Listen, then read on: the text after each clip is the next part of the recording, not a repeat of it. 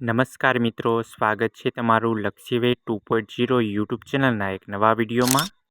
તો મિત્રો, આજે આપણે જાણીશું સ્માર્ટફોન સહાય યોજના 2026ના નવા ફોર્મ ભરવાની શરૂઆત થઈ ગઈ છે. આમાં તમને ₹6000ની સહાય મળવાપાત્ર છે.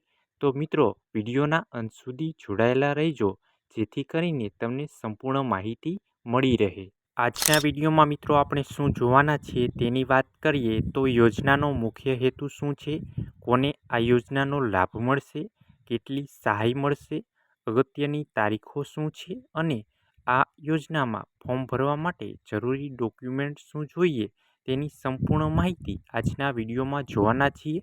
તો મિત્રો, આપણી યુટ્યુબ ચેનલ પર નવા હોય તો ચેનલને સબસ્ક્રાઈબ કરી દેજો, જેથી કરીને તમને આવી જ ઉપયોગી માહિતી મળતી રહે.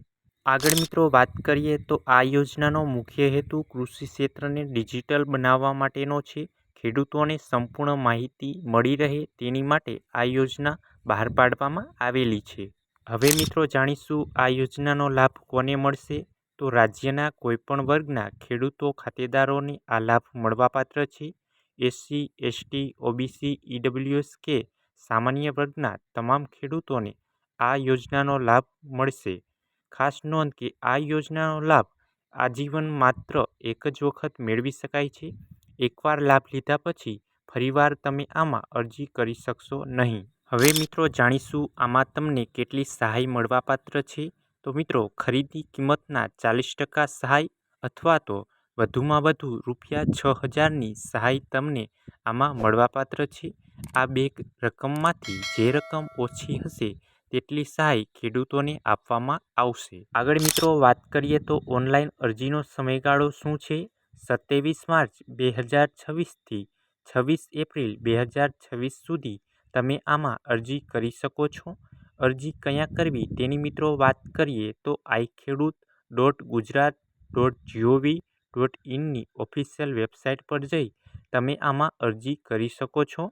અરજી કર્યા પછી તેની પ્રિન્ટ કાઢીને ક્યાંય પણ જમા કરવાની જરૂર નથી. ડોક્યુમેન્ટ પણ હાલ અપલોડ કરવાના જરૂર નથી. આગળ મિત્રો વાત કરીએ તો અરજી અને ખરીદીની સંપૂર્ણ પ્રક્રિયા વિશે. તો મિત્રો, સૌપ્રથમ તમારે ઓનલાઈન અરજી કરવાની છે. ફોર્મની ચકાસણી તાલુકા ખેતીવાડી કચેરી દ્વારા કરવામાં આવશે અને મંજૂરીનો આદેશ તમને આપવામાં આવશે. પછી તમારે 30 દિવસમાં તમારે સ્માર્ટફોનની ખરીદી કરવાની રહેશે અને જરૂરી ડોક્યુમેન્ટ iKhedoot પોર્ટલ પર અપલોડ કરવાના રહેશે. હવે મિત્રો જાણીશું ફોર્મ ભરવા માટેના જરૂરી ડોક્યુમેન્ટ. તો આધાર કાર્ડ, રેશન કાર્ડ અને તમારી પાસે તમારી જાતિનો દાખલો જો જરૂર પડે તો જ, અને જમીનના પુરાવા તરીકે ગામ નમૂના 7/12/8 ઉતારાની નકલ, બેંકના ખાતાની પાસબુકની પ્રથમ પાનાની નકલ અને જો સંમતિ પત્રક જરૂર પડે તો જ તમારે જરૂર પડશે.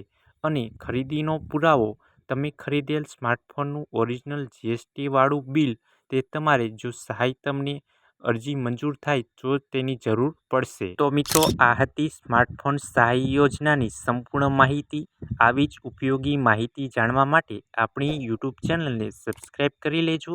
અને મિત્રો, તમને જો કોઈ પ્રકારનો પ્રશ્ન હોય તો તમે નીચે કમેન્ટ બોક્સમાં પૂછી શકો છો.